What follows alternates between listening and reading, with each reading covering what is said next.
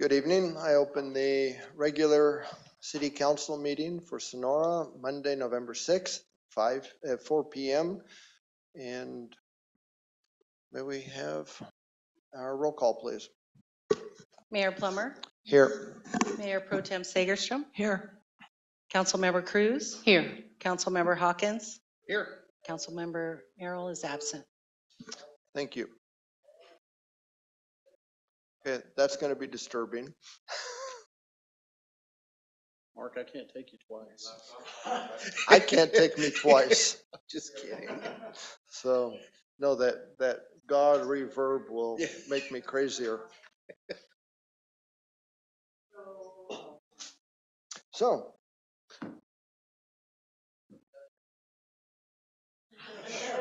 Third time's the charm. There we go. thank you. So we will be shortly going into closed session, but I would like to call for public comment on the closed session items. Nothing on the screen either? Nope. With that, I will close public comment and adjourn the council into closed session.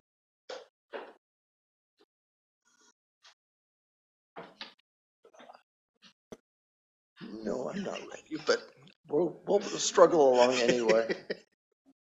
Did we get rid of the God reverb? Yay. Okay.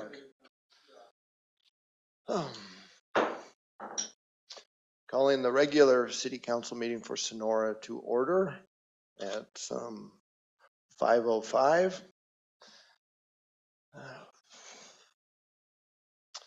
So, perfect. So we will reconvene from our closed session. We gave direction to staff. And with that,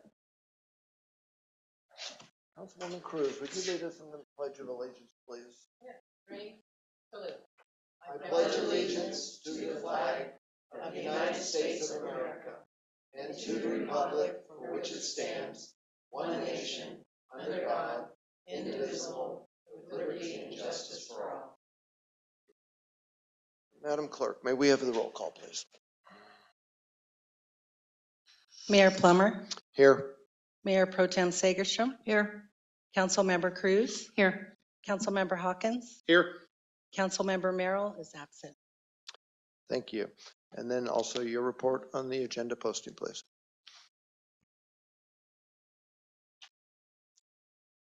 At 11 a.m. on the third day of November 2023, the agenda for today's City of Sonora Council meeting was posted in the window of City Hall for public view. Thank you. Do I have approval of the agenda? I'll make a motion to approve the agenda. Second. All in favor, say aye. Aye. All opposed, nay. Any abstentions?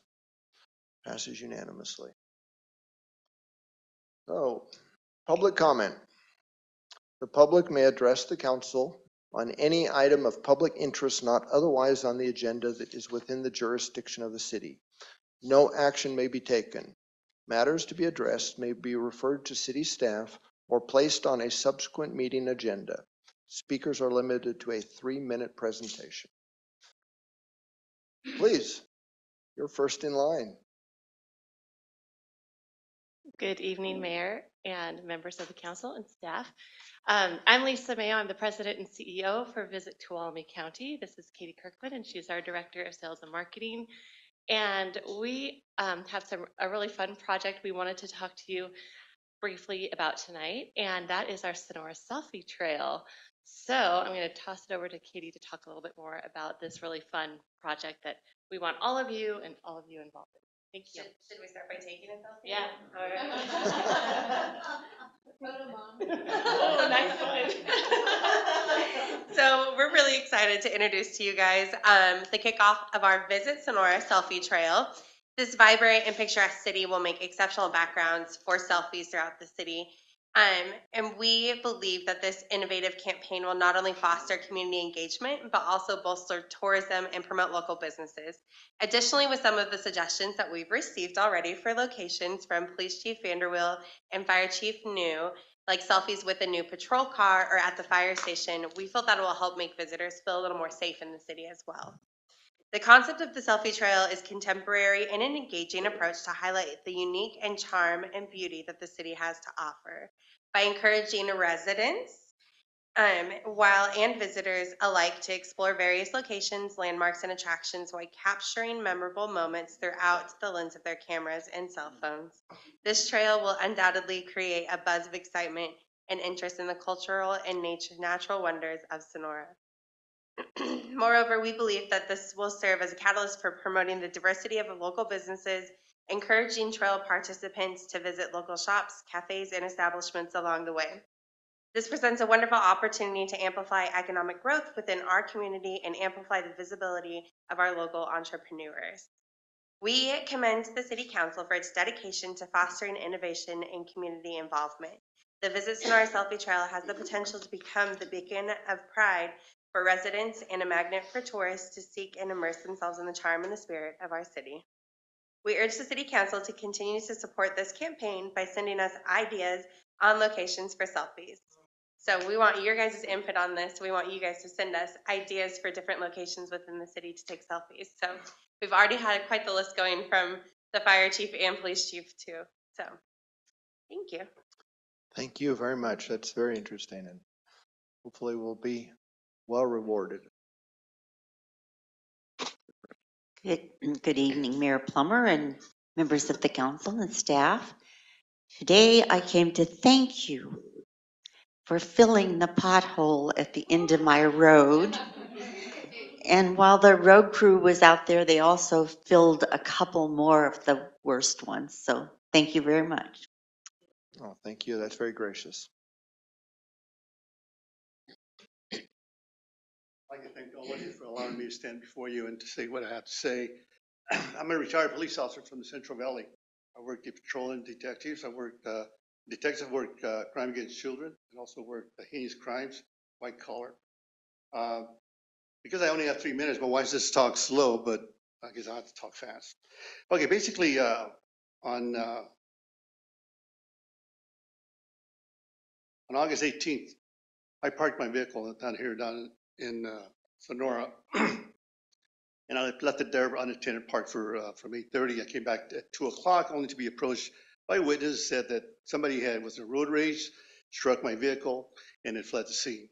There were 2 witnesses, pictures were taken, and so I went ahead and called the police department. They came down and investigated. They were given suspect vehicle, license plate, photographs, and I was told that about 2 weeks the report would be done. I waited 30 days. So anyway, upon getting the report, I looked at it and I was totally unsatisfied with it. Based on my experience and skills, considered one of the best investigators in the Valley, I was recruited by the FBI, federal, state, county, cities to investigate.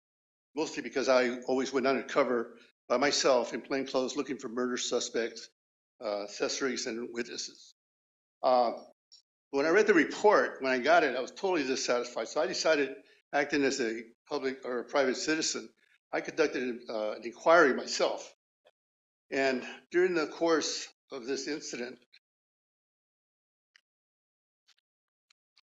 here's the narrative of the report. The officer called my house and talked to my wife and said there was nothing they could do about it because the restaurant owner was a female and the driver was a male. And because it's tinted windows, he could not identify the driver. So I went on my own and did my own inquiry.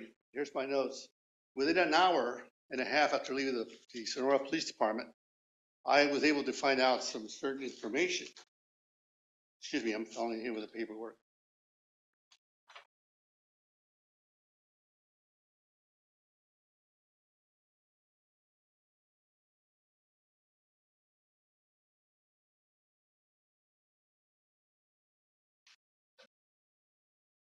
The officer who conducted the investigation, he had a lot of resources he could relate to or he could utilize, which was the post office to find out the post forwarding address because the restaurant owner had moved. You have NCIC, which is the National Crime Information Center, the DMV, motor vehicle, you got a lot of information there. Criminal history within the city limits or city hall or department that you can find out. You got the sheriff's department that you can find out information from. You got public information that you can contact if you make good rapport with the public. You got Facebooks that you could look into. You got photo lineups that you could have done. And there's other methods. I only had one resource when I went out there as a private citizen to see if I could find out more information. I did.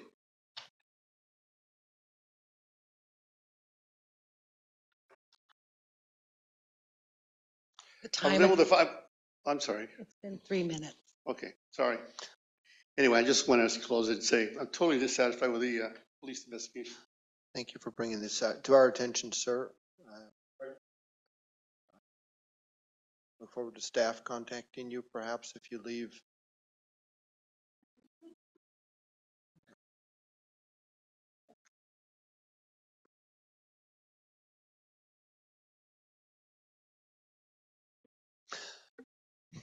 Good Ms. Nunn, evening, good evening, please. Mr. Mayor You and now have City. my undivided attention. I'm Thank sorry. you, I thank was- you.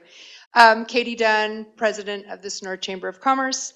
I'm here this evening to share a couple things with you. One is last week we put out a press release for the small business season, support local. We felt it was important to add a new component to Christmastown, Sonora, and that is a Shop Local campaign. We have partnered with Clark Broadcasting. So starting next week and over the next 7 weeks, we're going to be showcasing the diversity and creativity of our local businesses. The Shop Local campaign will run in collaboration with Christmastown, Sonora. The Sonora Chamber and Clark Broadcasting will encourage everyone to embrace the holiday spirit by patronizing the downtown Sonora businesses and businesses within the city of Sonora. Each receipt from a downtown merchant or from the city will serve as an entry for exciting prizes. We will be we'll be taking a drawing every Friday at our chamber office, and the merchants will be providing $50 gift cards or product that is worth $50, and the winners will be announced on Clark Broadcasting radio stations. So I wanted to share that with you. And then the other thing I wanted to share is you may have seen this, but it's our fall and winter Sonora magazine. I have some copies for you. There are some copies downstairs, and I also left a couple copies on the back for staff.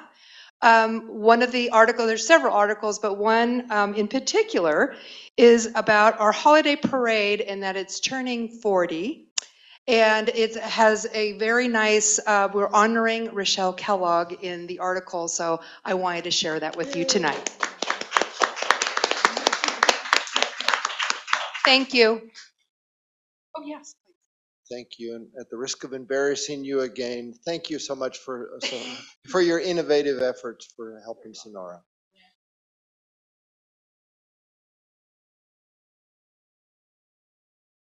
Good evening. Good evening. I have some community feedback surveys from Behavioral Health for the Mental Health Services Act. They usually don't get very many responses, so I'm trying really hard to get a lot more. There's a pile of them here. I can collect them and turn them into behavioral health, but we have a lot of mental health, behavioral health issues in our community, so if everyone could please fill one out, that would be great. On your report out of closed session, you said you gave direction to staff. I don't know what that means. So I consider that an inadequate report out. You had 3 items on the agenda. Did you give direction to staff on all 3? I don't know. And then I came before you, I think at the meeting on July 3rd. So I wanted to check what the minutes said, but I couldn't find minutes anywhere. And you don't have minutes on here to be approved. So do you not do minutes anymore of your meetings?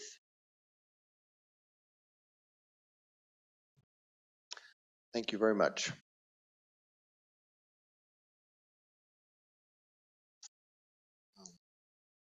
Is there any other further public comment for non-agenda items? Seeing none, I close public comment. Bring back to council. This evening we have 3 presentations.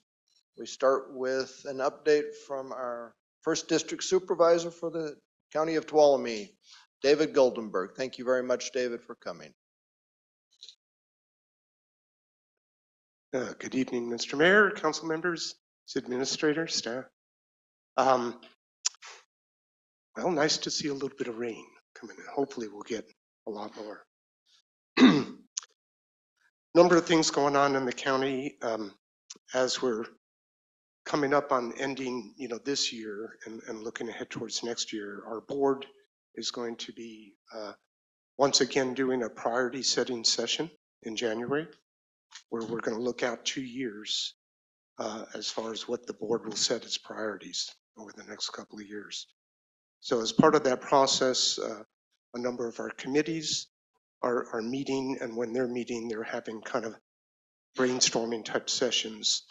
So the fire committee's doing that, the Commission on Aging, homelessness, they're all looking at, ideas and where they're going to go next year. Excuse me. Speaking of Committee on Aging, they're a very active group. For a number of years now, they've been putting on what they call a centenarian event, which is inviting a number of our senior citizens that are 100 or older to be recognized. There's not that many out there, right? So, but they also have sub-levels starting at 95 is a freshman, 96 is a sophomore, 7 is a junior, and right on up to the centenarian. And so it's a fun event. It's going to be on December 7th at the Senior Center. I know I'm pretty sure that the City Council and other people, maybe from the PD, have come to, because they literally roll out a red carpet, and as people come in, they escort them on up and then have lunch and just visit with all the people, and they really get a real kick out of it. Other than that, we'll meet tomorrow, as a board, and I think everybody in this room, as far as the council is aware, that there's some items on our agenda tomorrow regarding acquisition of properties, and 3 of those properties are within the city limits. One's literally right on the edge between city and county, and then one, the Miners Motel, is on the way to Jamestown. So this didn't come straight from the Committee on Homelessness. This is board direction that we had some time ago with the board. We had a presentation from Michael Roberson, and the board agreed that they wanted to pursue, looking at more properties so that we could deal with the homelessness. So we'll see what tomorrow brings as far as at the board meeting. Take any questions.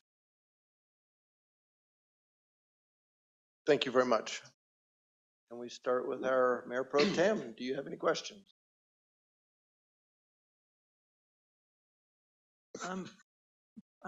Yes. The property purchases inside the city, how do you see that benefiting Sonora?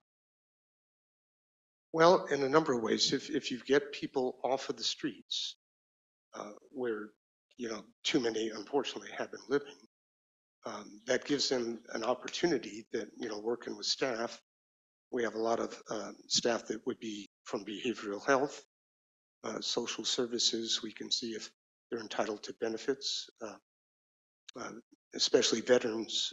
They can get a lot of benefits that aren't available to other people.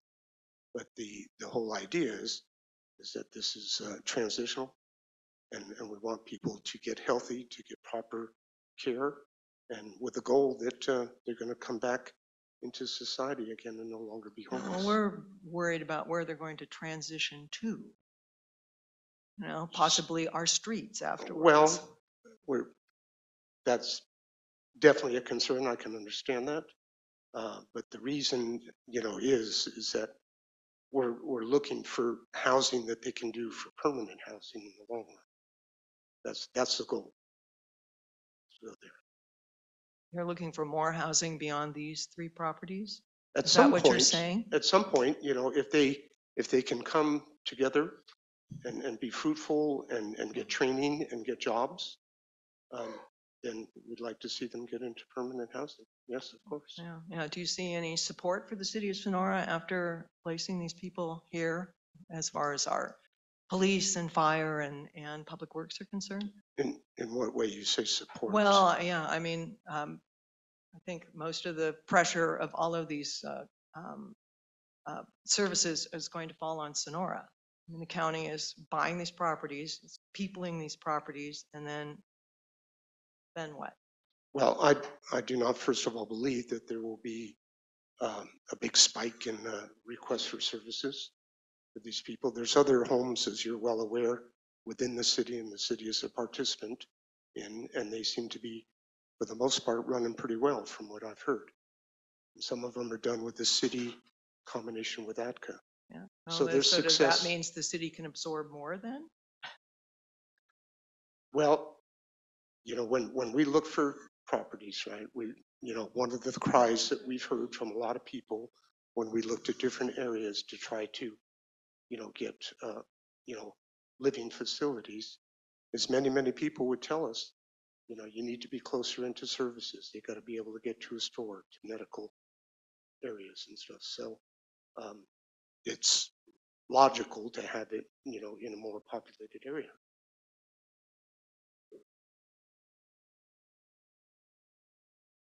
So, I would just like to Councilwoman thank Cruz. Council Member Segerstrom. She just echoed what most of us are Sure. really kind of baffled by the county's position in cramming this down the city's throats when our industry really is tourism.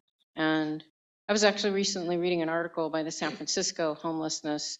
Their statement was, we can't make people go into their houses, even though we've created housing. I don't know. It's a paragraph. I'll bring it tomorrow about how you can provide housing, but that doesn't mean that it's going to fix anything. And again, with the city being the hub of tourism, now that most industry is gone, I would have thought that supervisors would have wanted to protect this central place. So it is a destination and not a place to avoid. Many tourists come up here because they're tired of stepping over homeless people and getting screamed at and seeing needles and all the rest of that goes with mental illness. And they come up here for a respite. So many of the business owners actually don't even live in the city themselves. They live outside. So they're the county citizens as well. It's really not specifically a city problem. It is a countywide concern. It just doesn't seem like that you've considered that. And I think I can speak for everyone here. We're really disappointed. Thank you. Well, and I'll just comment that it absolutely is a countywide situation. And unfortunately, for many years, nobody stepped up to deal with it. They literally just ignored the problem, put blinders on, and felt that it would go away. And You know, I'm going it's to no comment to that. surprise. Gavin Newsom has created this problem. And when are we going to stand up to the state and say no more? Okay, I'm not going to get involved in statewide politics in the conversation. Councilman Hawkins, you probably have something you would like to say. I can't imagine otherwise, so.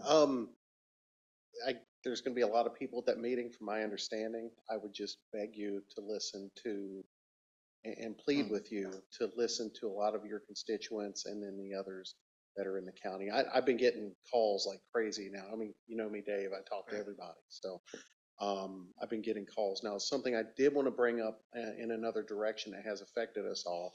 I have been sitting down with Dave and going over different fire related issues. So for the city and parts of the county, but I didn't realize everything was going to take that turn, but I did want to bring that up, that Dave's been sitting down with me and going over different fire related issues. So, but going back to the whole thing with the homeless, I had a lady contact me tonight while we were having a different meeting, and she's scared to death she's going to lose the place that she's in, that she's been in for a decade, so she can go homeless, so other people that are homeless or supposedly homeless will take her home.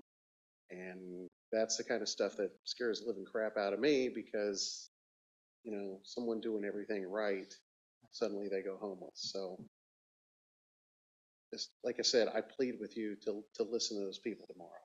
Okay. Supervisor Goldenberg, thank you very much for coming here. You doubtless expected that we would have some questions that were going to be less than pleasant. So I thank you for coming. The city made it very clear in our letter from, what was it, April, I think, that we already bear the burden of 50%, well, 49% to be more precise, of the homeless.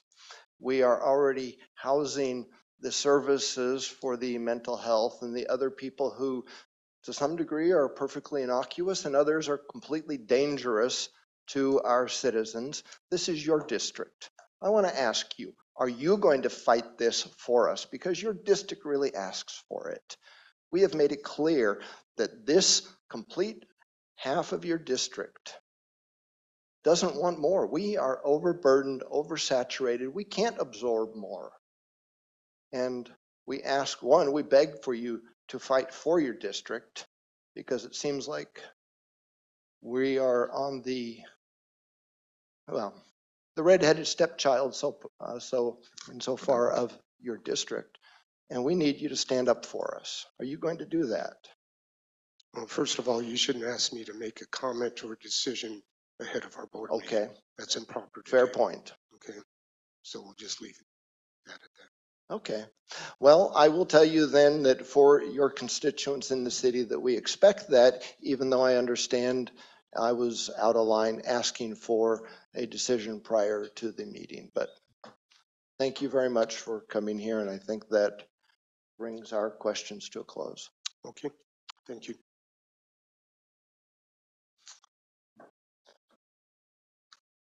And boy, thank you again.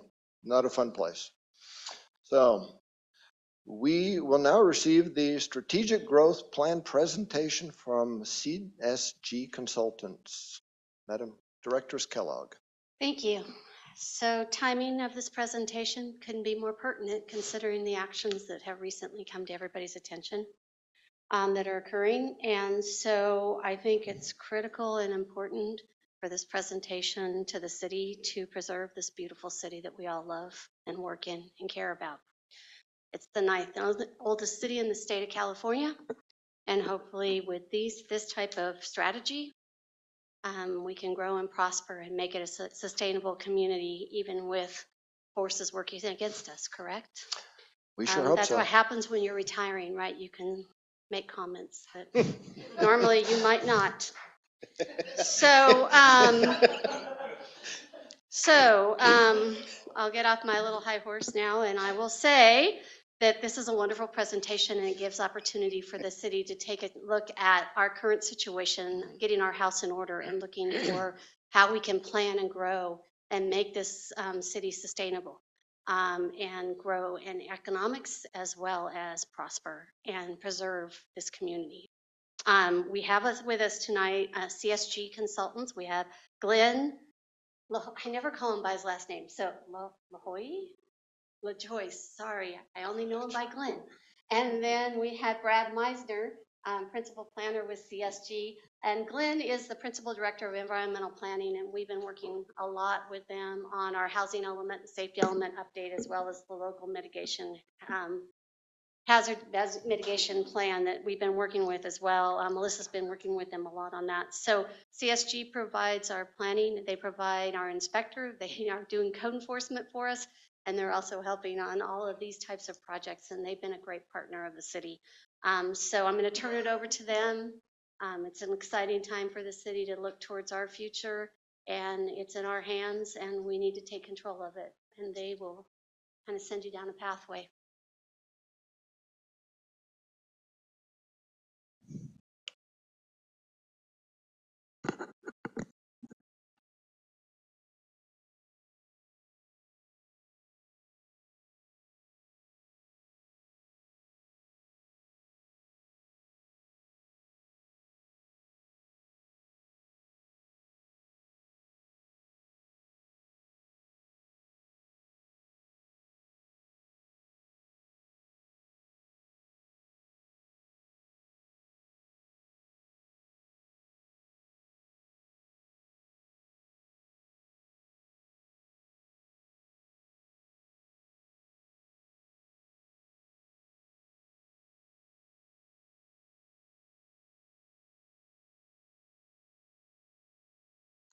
Matt, say something. You know how dead air is not supposed to be good for anything? Yeah, all right. Well, there I was. Okay. Back when I was 10. Yeah. I can hear it already. That's why I picked on you. You make me talk. Oh, man. Oh, well, a moment of levity after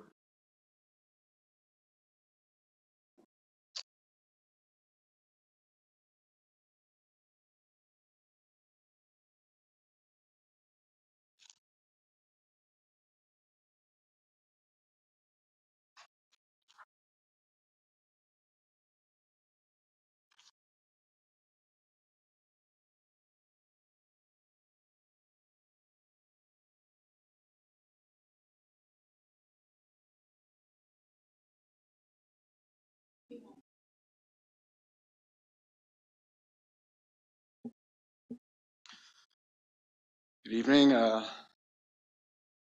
everyone, and we're glad to be here. My name is Glenn LaJoy with CSG Consulting. As Rochelle mentioned, we thank Rochelle, Melissa, and staff for helping us through the process, really further understand aspects of growth in the community. I've been fortunate to work here in Sonora over the past year and a half on many initiatives. Also fortunate to have Brad Meisner with us this evening to talk more about growth. What is strategic growth? And we're going to take you through a presentation. There's kind of the what is strategic growth? Why establish strategic growth? What are the topical areas, the key strategies, and possible next steps in a discussion? And I would encourage, if there are questions or items that need to be raised during the presentation, please don't hesitate. We want to have this to be an interactive opportunity. This is really a launching point to further a strategy for growth in the community. And we'll get further into this as we move along. So many of these points you folks already are dealing with, from economic development, the general plan, aspects of environmental review. So please be patient with us as we go through the presentation. It's important that we bring it all together in terms of what it means with strategic growth. And I'll turn it over to Brad to kind of kick this off and keep it going. Thank you, Glenn. Good evening, Mayor, Mayor Pro Tem, council members. As Rochelle and Glenn mentioned, my name is Brad Meisner, and I'm a principal planner with CSG Consultants. I've been an urban planner for a little over 25 years throughout the state of California. So it really is my pleasure to be here tonight just to talk to your council, your community about what we have for discussion tonight. And so that's around strategic growth. So one of the first and most obvious questions would be is, what is a strategic growth plan and why would you conduct one? So there we go. So what is a strategic growth plan? I think it can be summed up, as a detailed plan of action that would help with growth. And what does growth mean? Growth could mean many a thing, right? Growth could mean future change. It could be a plan that addresses population change, either for full-time residents, daytime visitors. Cities can have fluctuations in their populations. It could be a plan that helps a city solve old problems with new ways of thinking. It could be a way to look at physical change to a city as well as development. Right? So that's one idea of what a strategic growth plan can be. Other components of a strategic growth plan can include, setting strategies, identifying strategies for the city, coming up with time frames for how you might go about setting plan and strategies. Certainly talking about financing. How do you afford certain strategies and initiatives within the city? Also, I think a strategic growth plan can be the development of identifying community priorities, looking at programming, looking at strengths, weaknesses, areas of opportunity, and also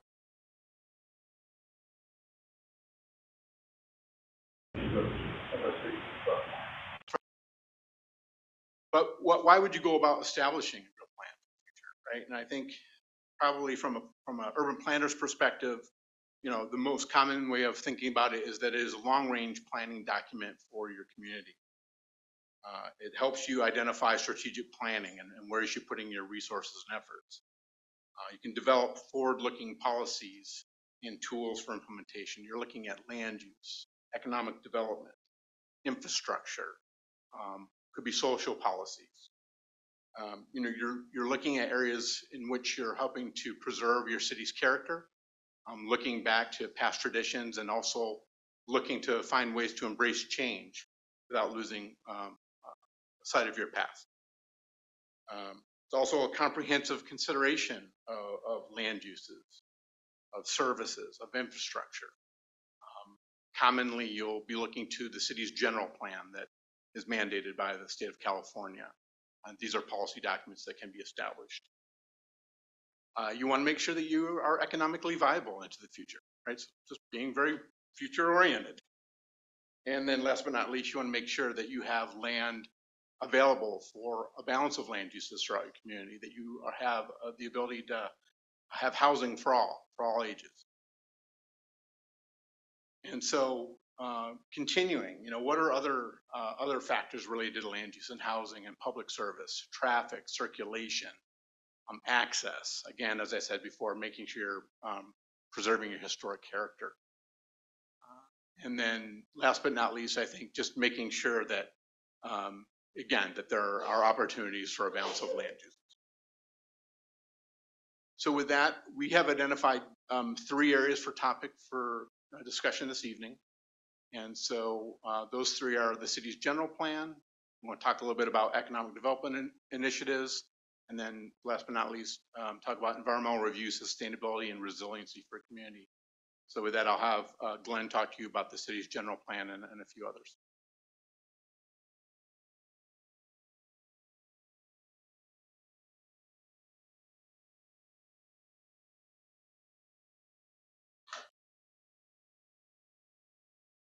So our presentation and feedback tonight is really centered on the general plan.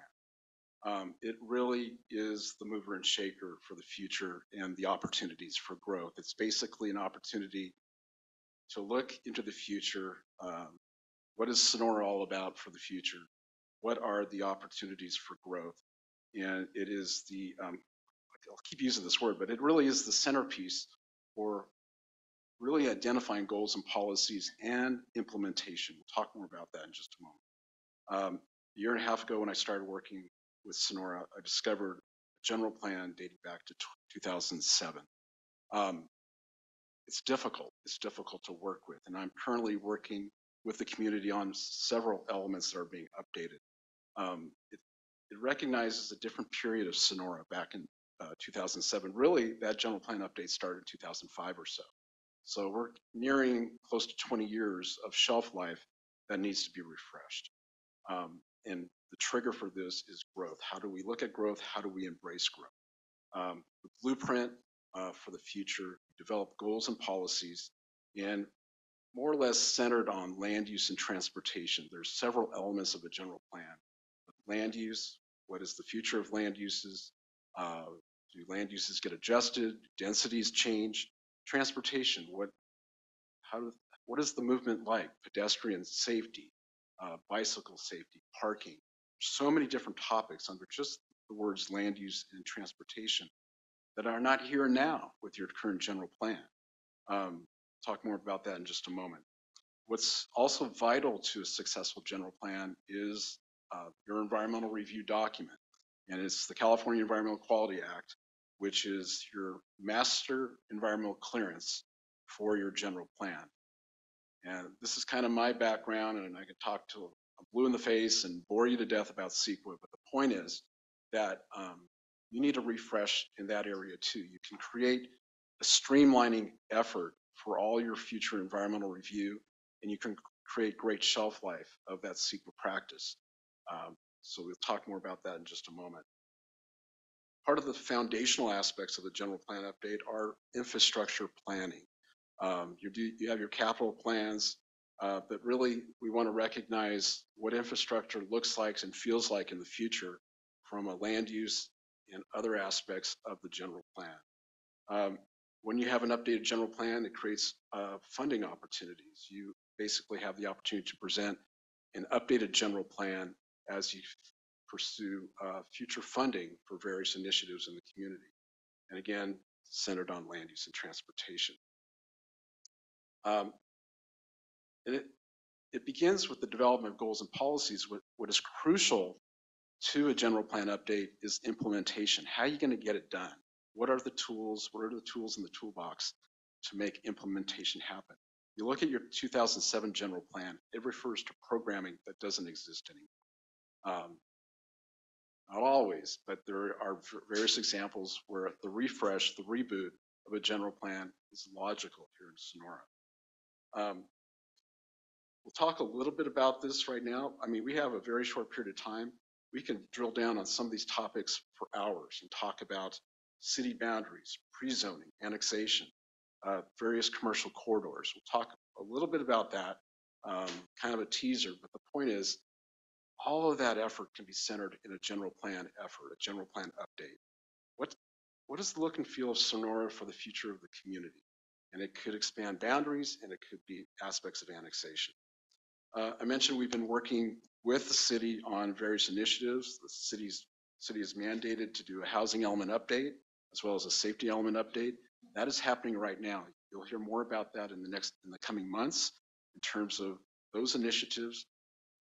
Goals and policies are being developed through those efforts, and there's an element of inconsistency with the rest of the general plan because of what you are articulating in terms of housing and safety. Safety, for example, the critical issue in the past few years in terms of fire safety and flooding, for example. And we'll talk more about that in just a moment.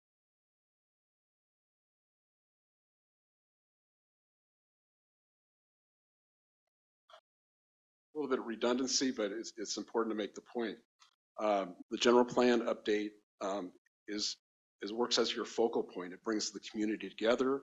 It advises the regional and state agencies you're making this effort, and you're prioritizing your opportunity to prioritize growth economically, growth as a community, growth in terms of boundaries. Here's your chance to really look at this very carefully. Develop an achievable scope of work. Talk more about that in just a moment. And through an extensive dialogue involving outreach groups, community participation, folks that are in the know throughout the community, folks that are not in the know of the community. Basically, we're reaching out through an active community participation program to determine what is the focus of this update and to determine what guidance in the general plan is crucial for the future of the community. All of this is driven by protecting and cultivating what Sonora is all about. We write right here, what the community holds dear.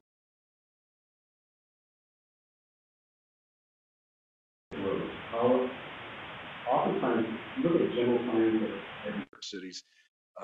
Nowadays, you see the 2045 general plan, the 2050 general plan. It's horizon and it's and visionary in terms of what a community looks and feels like. We're looking at 2050. We haven't identified or recommended how far Sonora should look out, but the point is, it's a protective effort to retain what Sonora is all about.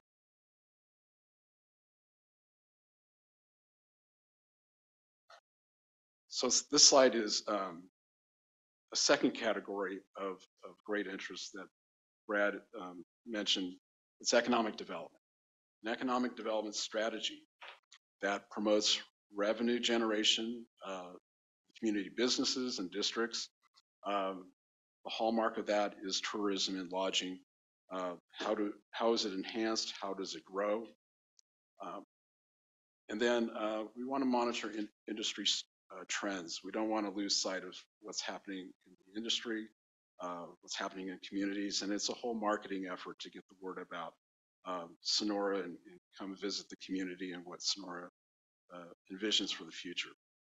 So this is another topic that can be a very focused type of conversation, but the point of all is to have sustained financial growth, long-term viability and stability of in the community. When you grow, you need to look at your infrastructure systems, and there are issues already, whether you grow or not. For example, the flooding issues in the community that have happened. You have issues of traffic, and you have issues of accessibility for fire rigs, for example, going through various access areas. So there's improvements that are going to be necessary. And so economic development analysis comes into play in terms of determining infrastructure costs. And that can be under the umbrella of a general plan update. And the key is the overall financial health of the community for the future.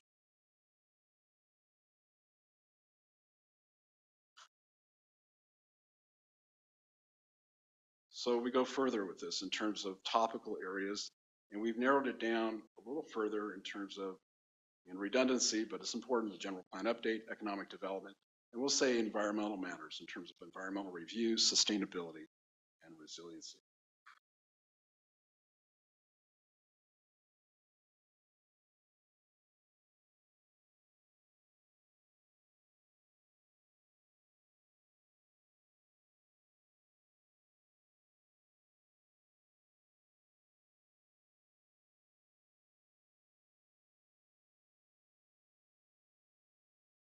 A little out of order.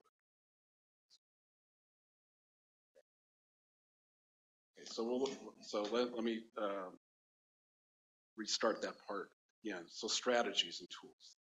General plan update, we talk about community involvement. There's financial and economic development initiatives. We talk a little bit about growth and what it means for city limits and mapping and funding opportunities. Not to beat it down, but with the general plan update, there was active efforts for housing and safety, and it would include continue for all the elements to create internal consistency of your general plan document. If you go in this direction in terms of the general plan update, here's recommended steps to get you there and really get some momentum in terms of developing that update. It's a review of your current general plan, what works, what doesn't work, what gets carried forward, what gets tossed aside in terms of policies and implementation that are not really happening. It's early agency communications with the community and also outreach to the local agencies as well as the state. Clearly identify community issues. Brad mentioned a SWOT analysis. That's going to be key in terms of really honing in on what community issues need to be addressed through an update process. It's a PR campaign. Yet you folks have a lot going on. So we want to make sure we get the word out. Use the website and other tools to get the public relations point across that the city is updating the general plan. We're looking to the future. There's a scoping process. There's financing that work program. And you're recruiting folks in the community to let them know what's going on and ask them to spread the word. And then you commence the work program. Oftentimes general plan updates from the starting point take a couple years, two plus sometimes to make that happen. So that's an awareness process as you get going. I'll briefly touch upon community involvement. This is a whole other topic area, but it's critical to success. You don't want to surprise folks. You want to embrace the community and give them the opportunity to participate. There's the town hall type of structure as far as inviting folks to come in and meet. There's going out to the neighborhoods and meeting and talking about the future of Sonora looks like. Stakeholder meetings, and then there's the online resources as well. And real quickly, just to advocate public participation and really do an extensive job to get the word out and invite the participation. Public participation identifies the public's values, ideas, and recommendations. It creates a buy-in in terms of goals and policy development. Helps with the decision-making process. Folks are better informed on what's going on. We want to reduce confusion if this is the interest of the community to move ahead with the general plan update. It creates a faster process for implementation, developing trust, and that's a significant goal, trust between the city government and the community as far as making a difference.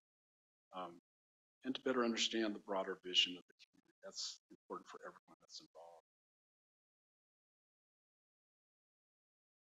And I will turn it back over to Brad. Okay, thanks. So I'll talk to you just about the last three sort of recommended strategies, and then we'll bring it to close on some next steps and then engage in a dialogue. So continuing along on strategies that can be employed around the topic of financing and economic development strategies. I think for economic development, there's a variety of tools out there and ways to approach economic development, both from a physical development perspective as well as sort of marketing. I think what's important in this topic is to engage industry professionals, whether that be just specialists or consultants that understand your local market conditions. It could be your real estate brokers, commercial real estate brokers, and residential brokers in the community. It could be folks that are have a certain set of expertise in parking and parking strategies. It could be corridor development, like we've talked. It could be looking at areas for redevelopment. So if you're looking at growth and you're looking at city boundaries, maybe you've identified parcels within the city that maybe are ripe for a change or some level of redevelopment. You know, when you're getting into those sort of strategies with specialists, you really do want to pay attention to creating a baseline of information that can help the council and the community make decisions as it relates to either development projects or economic development initiatives. And so you can have a variety of focusing on those strategies. Again, we're talking a lot about land use here tonight because land use encompasses both residential and commercial components of the city. But having a healthy balance of all of those creates a city that really creates opportunities for all. And then last but not least, and certainly not least important, and Glenn has identified this, is again, talking about when you are looking at decisions around growth, do you have adequate infrastructure to allow for certain types of development or growth? And so I think having a deep dive into sort of baseline conditions of where your infrastructure is and what you're planning for the future is vitally important.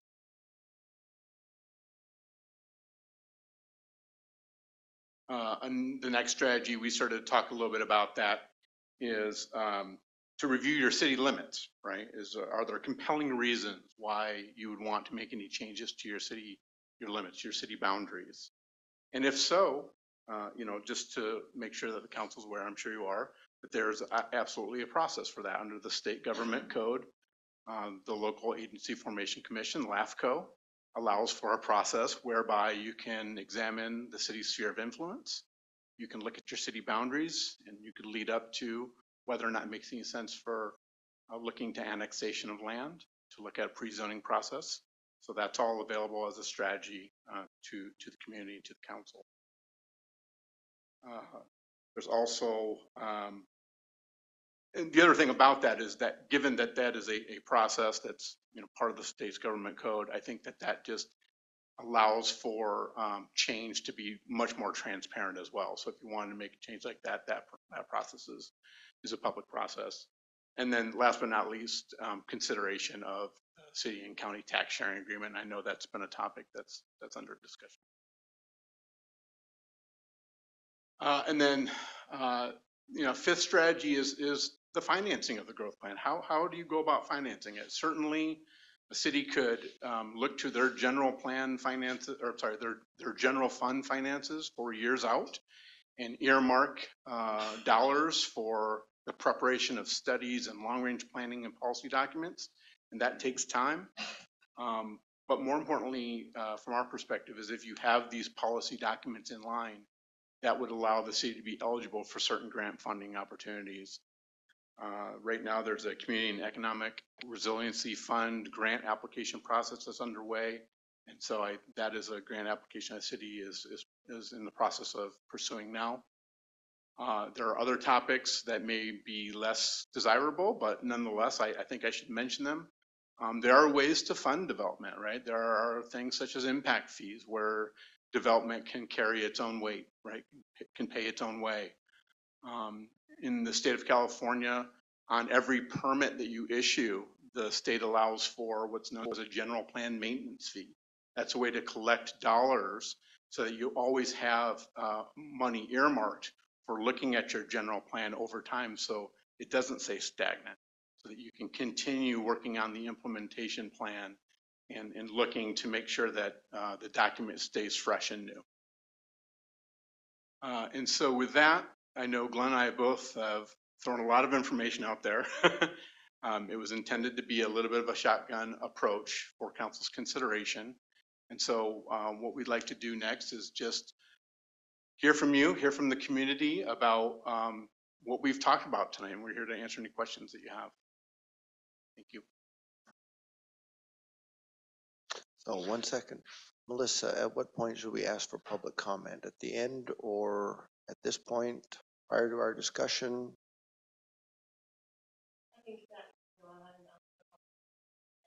Okay, thank you. So I will call for any public comment. Should we have any? Well, not seeing any, I will close public comment and bring it back to the council and consultants. Would you like me to start off, Mark? Certainly. Waiting for, without Andy here, nobody's leaping up to the. God, I know. Thank you. Thank you for bringing this forward to us, first of all. There's a lot of information in this. Okay. There's a lot of information in this, and this is things that this council, and not, this just doesn't go for this council, but it goes back a good long ways, and it's taken a long time for us to get here. So annexation is very important to me. I hope that the city moves forward with annexation. Been talking about this for over a decade now, so but I don't really have anything else because there is a lot here and it's a lot to digest. Thank you, Councilman Hawkins. Councilwoman Cruz. Again, thank you for your presentation, and it's pretty thorough, but you're right. Any one of these you could spend a lot of time on. I'd like to know if you can incorporate or maybe address past experiences you've had where you've experienced a county wanting to crush a city. How do you deal with that? Don't be shy. Yeah. That's a tough question. You know, frankly, in my experience, I've worked in some larger municipalities where there are a number of cities that are directly adjacent to that city. So here I understand the setting that you're in. So the county is much larger in land area, obviously, compared to what the city has. So I think the way that I would answer that question is by being very vigilant and organized around how you get input from your community on clearly where you want to go. I mean, I think there is a strength in that community process of being able to make a statement through a general plan or whatever mechanism you want to of who you are, what it is that you stand for, and that the community supports that. With that, then oftentimes you need to perhaps reach out to other legislators to get additional support. But obviously it starts at the table. It starts with trying to have very candid and open and honest conversations around what the city's plan is for its future, and trying to develop that partnership. And I'm sure that's probably been underway for many years, but that would be how I'd approach it. Sure. Mayor Pro Tem Sagerstrom. Thank you. So, and thank you for the presentation. You know, my mind was going 1,000 miles a minute. So here you have recommendations and next steps. So what are the next steps?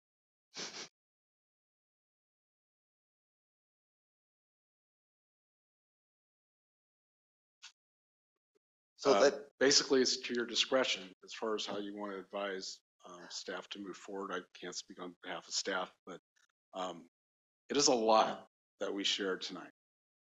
There may be a desire to break that down further to more focused conversations in developing a growth strategy, a growth plan. Number one there comes to mind in terms of taking a few steps to really roadmap what growth efforts, growth strategies, growth policies look like for the community. There's an advocacy for general plan update, advocacy for economic development review, advocacy to look at boundaries. But if it's there's the need to understand and do a deeper dive. We certainly think that's an excellent strategy. I've been involved with Sonora Matters for about 1.5 years now, and these items won't go away. And tend to advocate the umbrella factor of a general plan update. It gives you the momentum, it gives you the strength to partly stand up to certain entities, partly to deal with regional agencies, partly to deal with state agencies that you seriously are considering all aspects of the update process. You are deficient in certain ways in terms of state mandates, in terms of goals and policies not addressed. I messed up on one of the slides. I went too fast, and I regret that. But for example, under environmental review, there's the climate action plan as a tool that communities are developing per the state, and it creates an opportunity for you to express sustainability principles in the community, but also gives you an opportunity for further funding for your initiatives. So critical in Sacramento that you have that in place. I think it's too much tonight, but my hope is you don't lose some momentum here, that you really take a look at the information and advise staff on some next steps. And you don't want to be here a couple of years and still have the same conversation. We've been doing some planning with Citygate, and so we have looked at priorities, and we've created a mission statement. And how do you integrate those kinds of things into your general plan? So I could go ahead and address that. I'm really excited because the Citygate report is about to come out by the end of the week. You'll be having a presentation on that report on November 20th, and what it has identified as the community priorities. There's a number of themes, and one of them is the long-term sustainability and financial stability of the city, and a prioritized focus on growth and development within our community. So I'm happy that that was part of the determination of that result. And then as part of that plan, there's going to be a recommendation that we prioritize and get very serious about the financing of a general plan update. We talked about that in our previous meetings. We're looking at anywhere from $1 million to a $1.5 million price tag for a comprehensive general plan update that accomplishes the goals that we want to accomplish long term. And keep in mind, this is our city's vision and plan well into the future, taking us to sustainability and resiliency into 2050. So I think it is well worth the investment. All of that will become recommendations out of the Citygate report. And so the presentation that they've given tonight dovetails very nicely with that effort. Part of the presentation that we have tonight is because of after the Citygate, after the identification of priorities, you'll remember Chris and I are going to bring to you a budget adjustment, and we're going to ask for you to start spending those Measure Y dollars. And so we're going to ask you to be very strategic about how and where you invest those dollars so that you maximize that return for our community and its growth. And so that's why you're getting this presentation tonight, so that you can be aware of that and educated and informed. I'm so comfortable with the fact that this is a priority of the community, and it was a priority of the Citygate report, that Glenn and his team have helped us prepare an application for the SURF grant. And so we aggressively plan to pursue any alternatives other than our general fund to support this effort, making sure that those Measure Y dollars carry well into the future. So we've got that application prepared. We've worked as a team to identify potential project scope there. But item 3, we are well on our way to working towards. So I think, long story short, this dovetails nicely with where you're going with Citygate. I just want to also address the climate action plan. We have one, so we need to update that as well. So this would definitely be an update to that, integrated with your growth strategy, your economic approach, and it would be part of your general plan update. Thank you. Thank you. So this is one of those rare opportunities where we actually have a chance to try and discuss and work on things in public, and it's a hard forum sometimes. But If you have any further ideas or discussion, please bring it forward. I do want to mention that one of the things that would interest us would be an alternate north-south connector so that we would have maybe fewer uh, pedestrian collisions and bicycle collisions on Washington Street, make it safer just almost by default. We want to see a robust economic development in the sense that we can pay for the services we want to provide and that our community needs 20 years, 30 years, 50 years out. That is what persuaded me over the long term to support raising or asking the public to raise our sales tax. And without that, it will have been something of a wasted effort. So a financial component where we see growth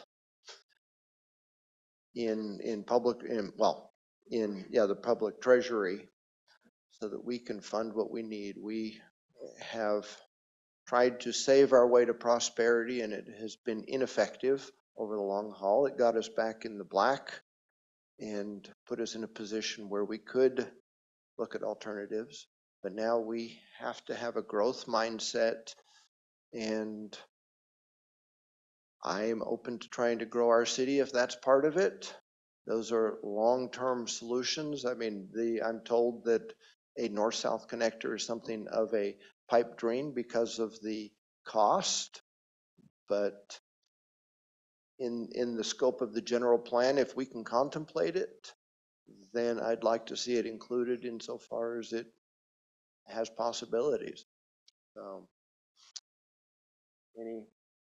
anything to add? I mean, I didn't really come here thinking that we'd be talking in this manner, so I might be missing a lot of things here. I wish Andy were here because he would doubtless have valuable things to add to the conversation. Well, and this is not a once and done effort, I hope. So, okay, that's good and reassuring. It's just that, like I said, it's very rare that we have the opportunity to just discuss among ourselves ideas and kick things back and forth. But it's also rare that it really works well in a public forum like this. Yeah, well, and thank you for helping with the SURF application. So it's fantastic. Administrator Eads, anything that I missed or we Nope, should I add think to this it? is perfect. Okay. We just wanted an opportunity to present the conversations that we've been having as staff and start to daylight your goals and objectives for our vision forward and what those priorities might be. Also, just educate and inform. So as you go into that Citygate report and you hear the presentation on where the community wants us focused, then we'll ask you to line up the resources then to support that strategy and those objectives, which means investment in a general plan update. I think one of the things that Glenn offered was the development of a roadmap. I think that we could sort of work on that collectively as a team. It could be a simple document that maybe mobilizes us as a team, as a city team, both policymakers and staff, as to where we're moving this initiative forward. So I think that that is step one that we would like direction to move forward with. And then after you get the Citygate report, we'll present that roadmap, and then we'll make sure that we're aligning your budgetary resources in support of that strategy. Hopefully they won't disappear before we have our strategy in place and start implementing it. Yeah, these are, we have to be moving on this because those dollars are diminishing in value very quickly. And I think that we definitely, I think as staff and as your city administrator, I get the sense of urgency that the community has, and the idea that with Measure Y, we don't want to just continue to tax our existing tax base, and that we need to bring to them an alternative. And if that tax sunsets within 20 years and we look at an allocation of $300,000 a year, I mean, we're 4 years into having the finances just to even get the update done, right? And then you're even farther away towards implementation, and then even farther towards capital project delivery. And so I get the sense of urgency. and where we are. But I think that that's why it's going to take a cohesive amount of commitment, that roadmap being clearly defined with your values and your policy intention identified. We'll continue to work to find alternative funding to support it. We'll do that aggressively. But it's kind of a long game given our existing resources already. Thank you very much. And thank you. That was Glenn and Brad. I'm sorry, I'm weak on the last names already, but thank you very much. And we look forward to working with you going forward.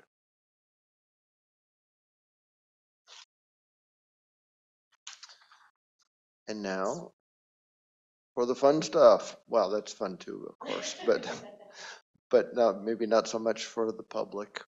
We will receive the Sonora Lineberg Street Charrette Refined Concepts Report and presentation by Tyler Somerset, the Executive Director of Blue Zones Project Tuolumne. Mr. Somerset, thank you very much for joining us. All right, thank you for having us. Tyler Somerset with the Blue Zones Project. We're really excited to present the Lineberg report because I think it, in a nutshell, is what we've been talking about tonight. What do we want to see? How do we get there? And what are the next steps? And Christy Conforti on our team has been leading this effort, and she will be moving this forward into the future. And so I'd like to invite her to give a presentation of where we've been and help lead the discussion on what comes next. And we'll get some direction from you at the end of the presentation. So thank you. Start by itself. Oh, yeah. And Tyler's being modest. He, of course, drove this from the beginning. He's just lobbing it over to me now that the real work's done. So I'm Christy Conforti, the public policy advocate. Thank you guys so much for allowing us some time to talk about this. It's been a process since the beginning of February, March timeframes. We've got a lot of meetings, a lot of discussion with Vision Sonora and yourselves. So we're excited to finally have something to try to move forward from.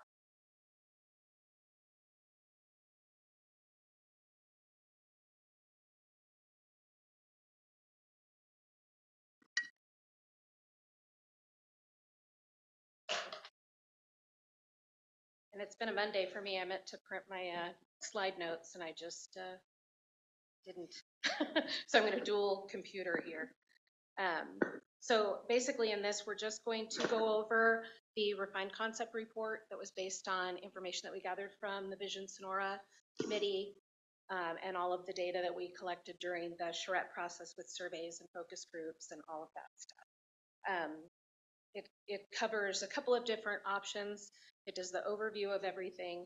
It allows for a minimal function sort of recommendation steps forward or an aspirational one that really goes, above and beyond and more into the future. So at the beginning, we put together a survey and asked people to tell us what they thought about Lineberg.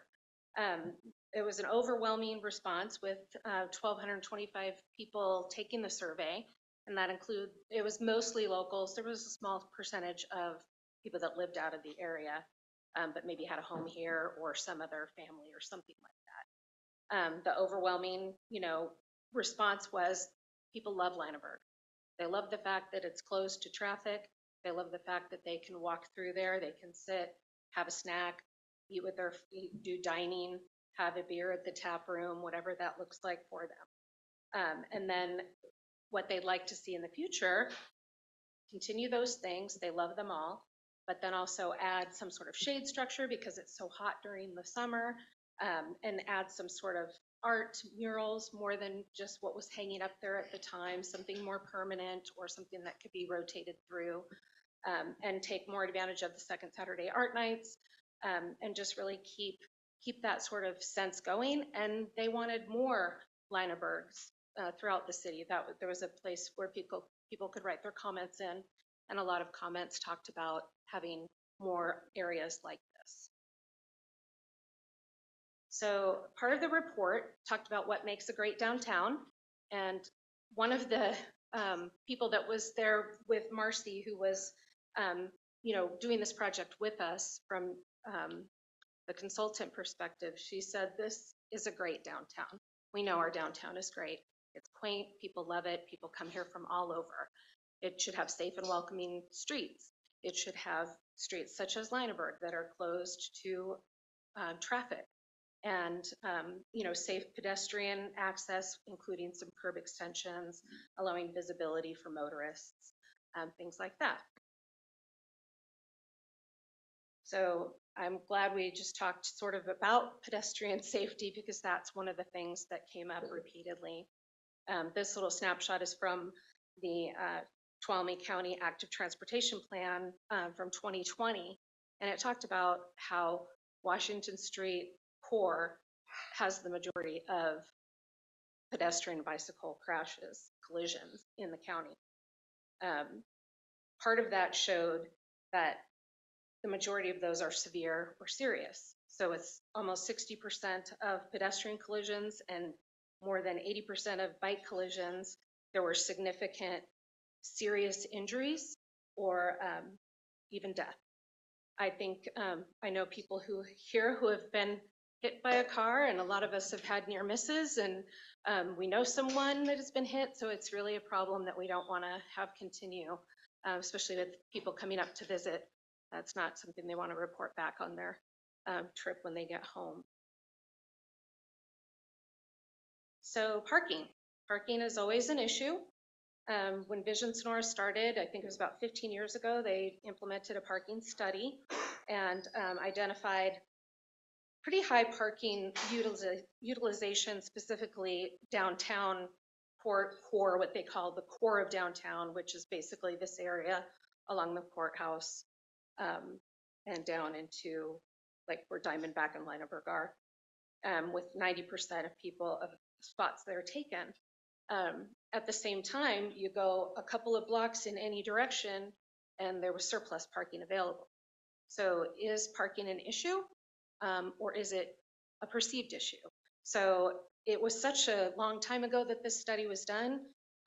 It's sort of like things have changed. The county buildings have been closed, the courthouse is closed, other businesses have changed out. So it might be worthwhile to consider an updated parking utilization study that could clarify. And it's really important to understand what the parking needs are, because some of the pedestrian safety improvements might involve taking a spot away on downtown, on Washington Street. So the minimal function reports, which you'll see, they're in the attachment with all of the report that we got from USRB Works. And it basically, the minimal function is the basic things you can do. There are some issues with Lineberg, specifically the ADA access, because that sidewalk is narrow. It's technically too narrow to be ADA compliant, and there's no way to get off or on that sidewalk while you're going the length of Lineberg. And then, we know there's some aging utilities running underground that would need to be addressed as well. So this first concept basically just leaves those things to be for now, and they could be addressed later down the road. So what we're thinking with the minimal functional concept is making sure that walkway, even though it's narrow, it remains clear for ADA access for people to get through. It's allowing also for the tables to be arranged in a way where there is another access point besides that sidewalk, so that people don't have to like jimmy through or swerve around to get through the tables to get to the other side. We need some more possibly planters or bollards at the end of, they're pretty prominent on Washington Street side of Lineberg, but not on Stewart Street, just for safety there. And have the miners' tents, something simple that could be installed to provide a shade structure for people that are sitting there. The aspirational concept, like I said, is much more futuristic. It's what could be done in a perfect world with all the money that you could ever have.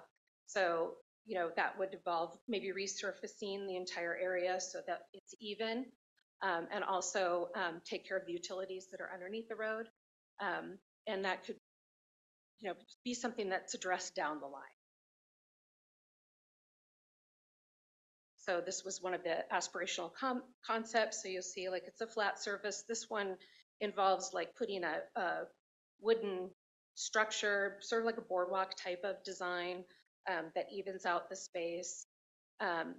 There's also a pretty heavy art installation. That's the yellow and red that you see. And it's sort of like, so if you're walking down Washington Street or Stewart, you'll see a different image depending on which, if you're walking north or south. So it's really kind of a cool idea.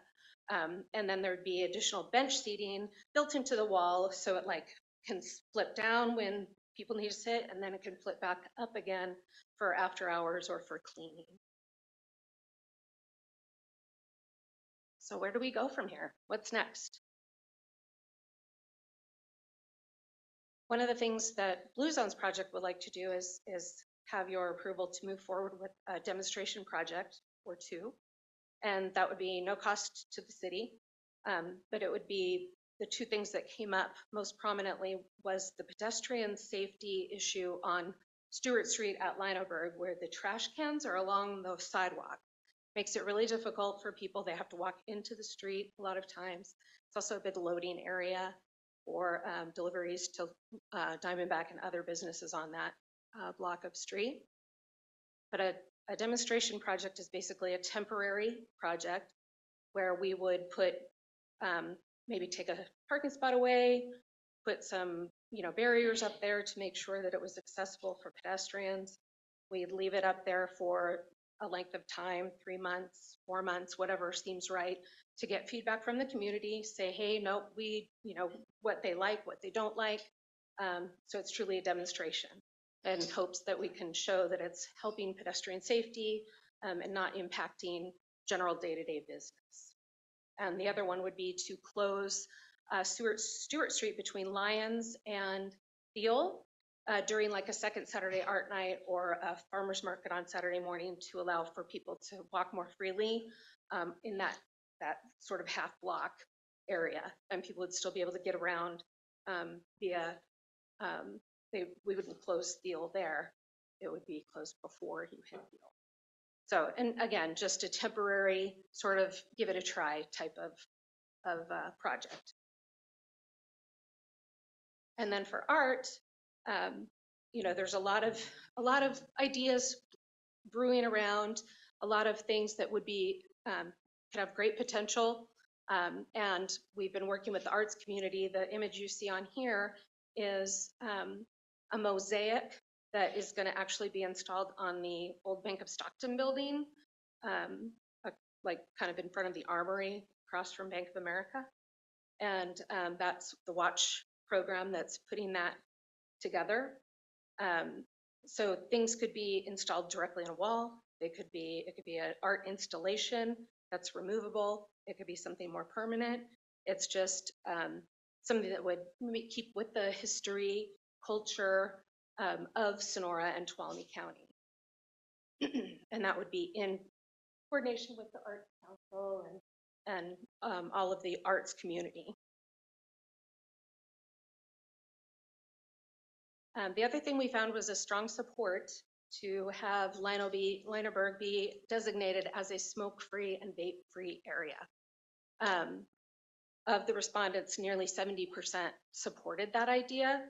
And it could be something as simple as installing some signs, no smoking in this area, no smoking, no vaping.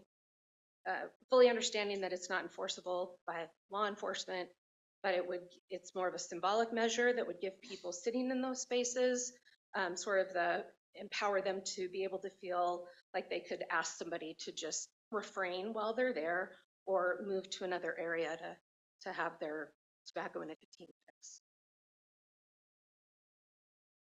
And so our recommendations today are basically to respectfully ask you to accept this report as it's written, and to allow it to guide future improvements. So right now we're not asking for anything specifically to happen. We're just saying these are the possibilities. A lot of them can be done at no cost. So there's no fiscal considerations at this point. Anything that's deemed to be something that needs to have funding would be, of course, addressed separately, that you guys would absolutely vote on in that regard. we're just asking for you to say it's okay for us to plan a demonstration project, not implement it, but be able to plan it, see how it would look.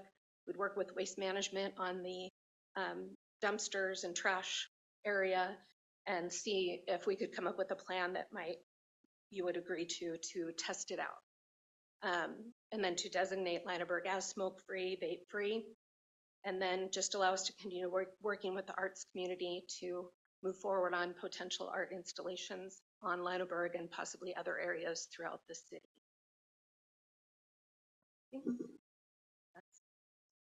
So any questions that you have? Any questions from the council? No. Well, that being the case, then I will invite public comment if we have any. Yeah, we'll discuss it afterwards in a minute, but please, yes. Okay. Hi, everybody. I'm Lori Livingston. I'm the Executive Director of Tuolumne County Arts, and I would like to thank the Blue Zone Project for helping us to, in a very timely manner, allow us to present a grant that we received from the California Arts Council through a project. It was a pilot project called Creative Core. Tuolumne County Arts received $707,000, most of which went to the artists. And some of the artists that are doing this work, and you saw the image that Christy showed you of the mural. I want to read you what that mural was about. The recipient was the Watch Resources Incorporated, and the title was Adults with Intellectual Disabilities Creating Art for Tuolumne County. They say, with support from the Heartland Creative Corps, Watch Resources will create jobs for over 70 artists in Tuolumne County. Artists will create decorative ceramic tiles and pieces for a large street mural project to contribute towards the Community Vision Sonora project. The Vision Sonora project will create a more vibrant and walkable downtown Sonora. The artists will create and help build the mural to help promote the arts and appreciation of the arts in our community. Their mission is to support independence and community engagement for adults with intellectual disabilities. This grant will support social justice advocacy by funding the employment for adults with intellectual disabilities to work in and for the Tuolumne County community. Their artists will use their creativity to create art as their employment to support their independence and support community integration within Tuolumne County. So we thank the Blue Zone Project for allowing us to do some great things and employ artists. And I want to put a plug in for having a healthy arts agency to be able to access these kinds of funds. If we had not received the $50,000 that we received from the county, one time it was a federal funding from the American Recovery Act. So it was federal funds. That was the incentive for us staying alive and to access these other monies that are out there. But we need to be healthy. We need to be supported. We need membership. We need participation. And we need opportunities to partner with entities like the Blue Zone Project so we can move forward with the ability for economic development. And one of the other plugs I want to put in is when you put together your strategic plan, please consider an arts and cultural commission. We don't have that. We do not have that at the county level either. How can we grow our garden? All we're going to get is weeds if we do not support arts and culture. So thank you very much. Thank you. Any further public comment? Seeing none, I'll bring it back to the council. I imagine everybody has comments or things that they would probably like to say. I just have one question. Okay. On the diagram, it had slats. I know with Vision Sonora, we had talked about those. Is that just a suggestion or? Yeah, that was on the aspirational piece. That was just an example. Okay. It could be a repaved surface. It could be anything. Thank you. So, Councilman Hawkins. I think whatever we do down Lineberg definitely needs to incorporate the arts. We have a lot of talented people in this community. And, you know, talking about watch, gosh, I don't even know if they do it anymore.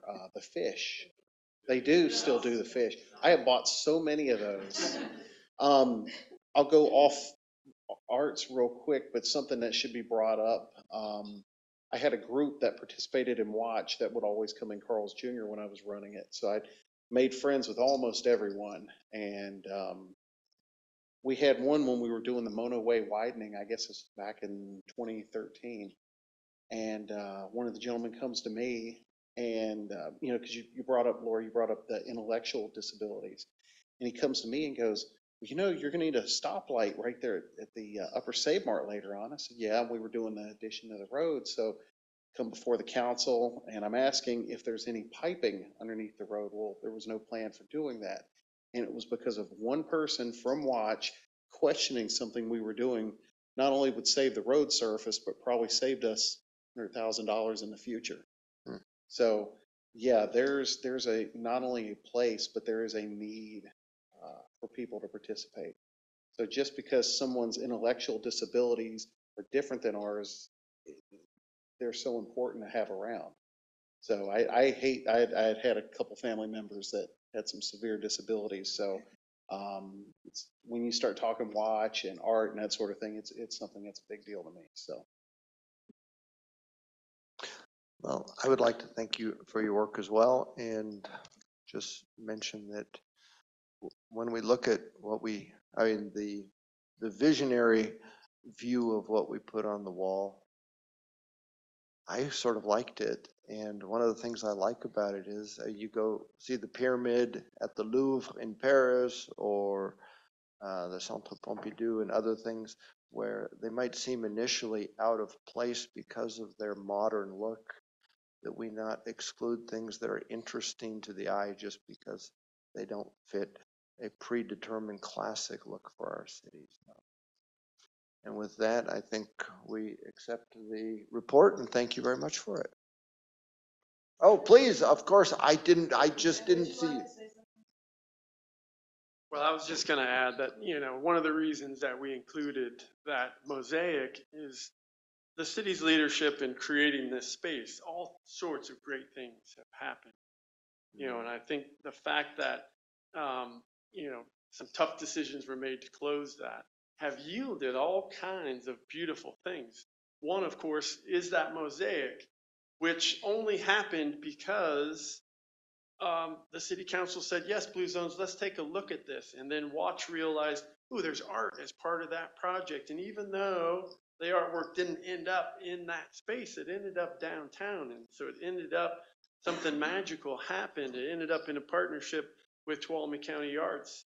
When we look at that first photo that Christy showed, and it was these people all enjoying this space, that was on a second Saturday art night. And so when we create these public spaces, everyone has the opportunity to latch onto them and improve them in ways that create this multiplier effect that we just can't put our hands on in the same way. The reason that we proposed, you know, kind of a wood decking was because Sierra Pacific Industries is here, and we thought, what better way to potentially bring in area businesses and give them opportunities to help make this space partly their own. And so we really appreciate the opportunity to, you know, have you accept this report and then to try and test some of the ideas that are inside of it. You know, one of the things that Christy showed was the parking study. And what we know is, you know, if you don't have a good way to park remotely and then walk to where you want to be, you probably won't do it. And we know that there's plenty of parking downtown. So if we can create those connections, which is what people asked us to do when we looked at the report, was Lineberg's great, but now, you know, what about Stewart, so that we can get to Thiel, so that we can get to the park? And so it is that momentum building piece, which we're really excited about, to show the community through a demonstration project in the future, evaluate whether it worked the way we thought it might or not, and then ultimately come back to you for a final decision on where to go with that. So, thank you. So, I was just going to endorse the demonstration projects. They both sound fantastic, and you know that, and you know, give everyone in the community and opportunity to experience these innovative ways of hopefully eliminating the trash problem on Stewart Street and another open space. But I also did want to tell or remind Lori Livingston that the Sonora issue, the magazine, didn't you do a whole reporting on the artists that, yeah. So it was also nice to read that, and I'm sure you'll get at least endorsement, hopefully support for the arts. So thank you. thank you. Did you look like you wanted to say something again? No. To me? Okay. Thank you, though. So, well, I do want to remind the public that Connie Williams brought this to us initially, and it's largely, so we tried it as an experimental project, and it lasted that way for a long time, actually, due to different changes and COVID, et cetera. But that is a really great way to try out things that may or may not work, and I sure appreciate the approach. Thank you. I was taking a look at that article that you just mentioned. I just want to make sure that we have direction to move forward with the pilot program and work with Blue Zones on that. I think that we are unanimous in that. Very Yes, good. we Thank are you. after seeing assent from the council. So thank you very much for your presentation and coming this evening and the work that you've put into this.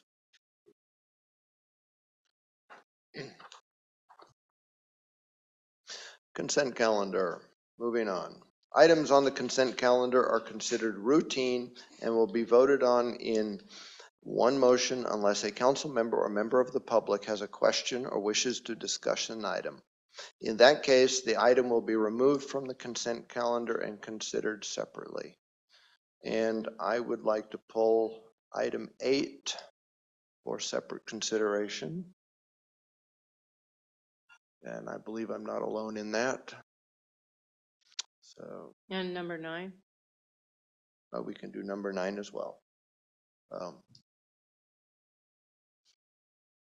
Do I have any approval?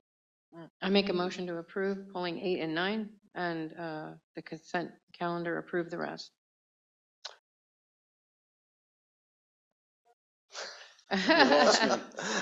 I make a motion to approve the consent calendar, and we're pulling 8 and 9 just to talk about it. Which makes it rather thin. It's an item of 1 then. Yeah, I'll second. Okay, all in favor say aye. Aye. Aye. All opposed, nay. Any abstentions? So with that, let us now consider item 8, and I separated it out because it's a fairly substantial, not to exceed amount.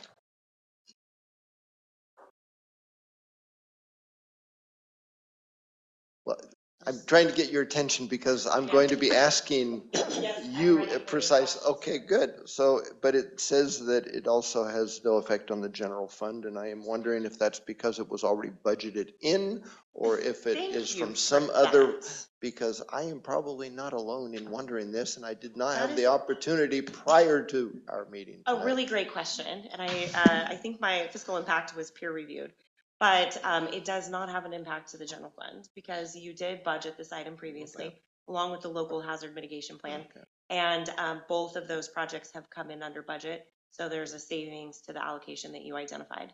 Not an exact dollar amount, I'm not aware, but maybe Chris has that dollar amount that we were able to save from both the local hazard mitigation and the emergency operations plan. Okay, thank you. I didn't want to put you on the spot, but we didn't have the opportunity prior to our meeting here to cover this. Yeah, those two projects were budgeted at 235,000. We're approximately 23,000 under budget. So thank you very much. That's always reassuring to hear. So do I have approval for item 8? I'll move to approve. I'll second. All in favor, say aye. Aye. Aye. All opposed, nay? Nay. So, and then item number 9, consider approval of an award from the Central Sierra Consortium Continuum of Care Homeless Housing Assistance and Prevention Program Round 4, not to exceed $81,562.09, and approve associated budget adjustments for the use of the funding. From our Chief of Police, Drew Vanderwill.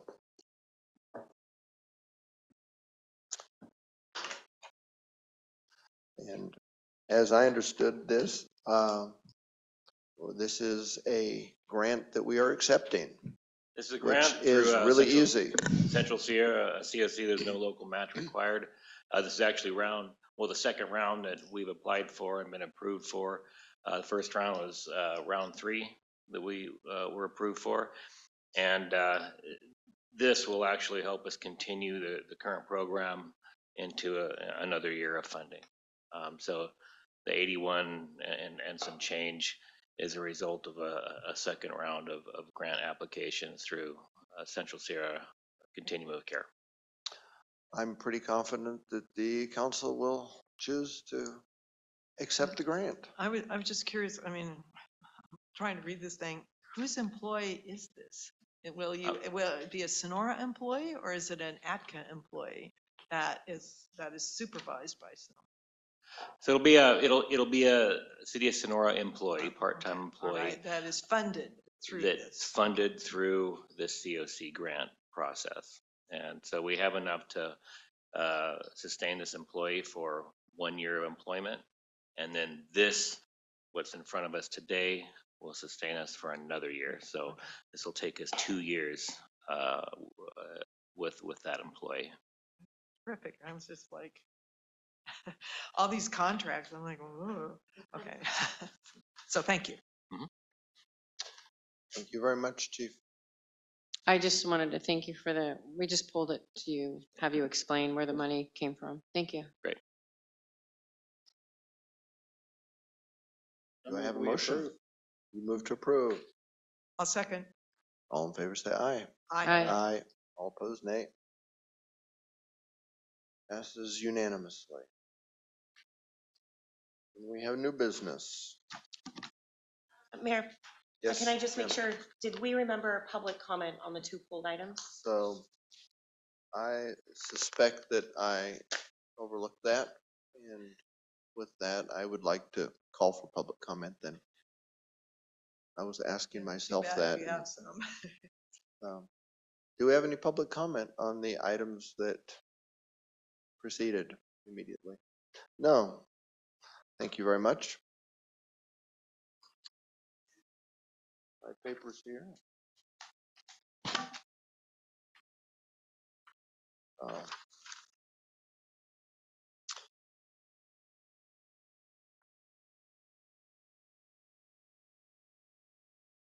Melissa. Yes, sir. My papers are out of order here for the item under new business. Would you be gracious enough to read that for I me, would please? absolutely love to. Because I could fumble for another 2 minutes, maybe. Not a worry. So item 10 on our new business agenda, provide direction to staff regarding 1, the appeal of the police chief's decision related to an alcohol beverage control permit, and 2, implementation of an administrative appeal process for administrative decisions that the City of Sonora Municipal Code currently lacks. This item will be presented by Nubia Goldstein. I have just gavelled us back into session. If you want to take the floor, Nubia. Thank you very much, Mayor. Good evening, Mayor and Council members. Before you tonight, we have a staff report asking for the Council's direction on 2 related items as they relate to the ABC licensing for the 99 cents only stores located at 7040 Mono Way.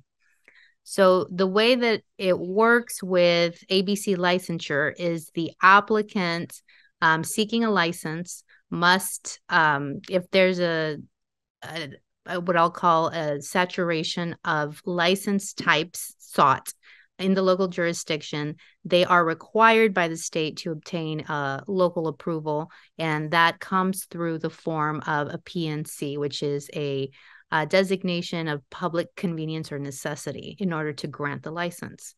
And in this case, the applicant did seek out approval from the local jurisdiction, and in Sonora, that determination for convenience or public necessity is determined by approval of the police chief.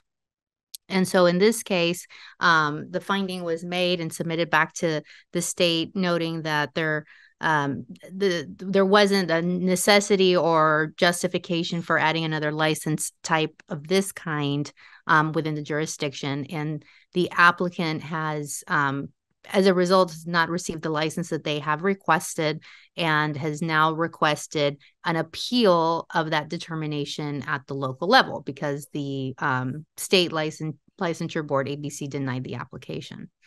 So in looking through the mechanisms under which you have in the municipal code, there aren't clear guidelines on an administrative appeal process of internal decisions. It could be a department head decision, a city administrator decision. So typically what would happen in such a case is that any and all appeals would be taken to the city council for a hearing of sorts to consider the appellant's request and to make a decision to uphold the initial decision or to overturn it. And since we don't have those parameters in the code, we're asking for the council's direction on two fronts. First, what does the process look like for 99-cent stores specifically? Meaning, does the council wish to allocate, direct, defer the appeal process to you, the city administrator, for example, for consideration? Or do you prefer for it to come straight to you for appeal? So that's one question. Two, and in line with your decision on that, we'd like to move forward with amending the municipal code to establish an appeal process so that in the future, when an applicant wishes to appeal a discretionary decision by a department head or even the city administrator, that basically laying out the steps that they have to follow in order to move forward through an appeal process. So that's why I mentioned before, it's a two-parter. We're looking for direction from the council tonight. So I can answer any questions you may have, specifically as to the appellant. This is not an appeal of 99-cent stores PNC determination. We're asking for your direction if you wish to have the city administrator hear it, if and when the decision is not to the appellant's satisfaction and they want to appeal it to the city council, it would come before you. Do you wish for it to bypass that process and go straight to you now? And then moving forward, what do we have the direction to move forward with a code change? And what would you like that process to look like? Thank you very much. Any questions for staff here? Yes, Mayor Pro Tem Sagerson. So the 99-cent, we can't do an ordinance or first and then take on 99 cents. We've got to do that in order. They need a response from us now, and then we would do an ordinance after.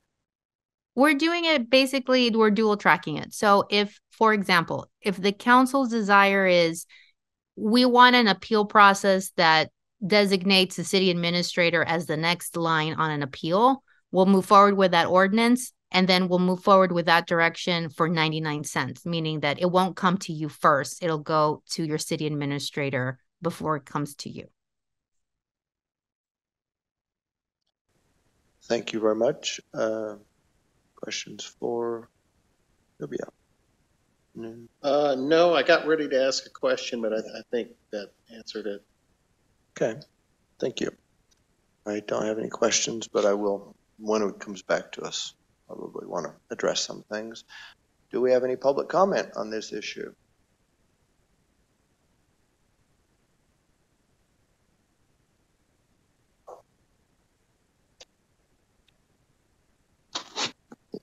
So I believe I came and spoke to you on July 3rd at that meeting, talking about the application for the 99-cent store. So I'm a little baffled why nobody's communicated with me, but that's okay, because I am the original protestor. So I protested their license. I didn't get any data from anyone in the city or whatever. But when I asked, part of the process is you as the applicant are supposed to be reaching out to the community and notifying your neighbors, populations of vulnerability that you have filed for this application. To the best of my knowledge, I was the first person to tell anybody.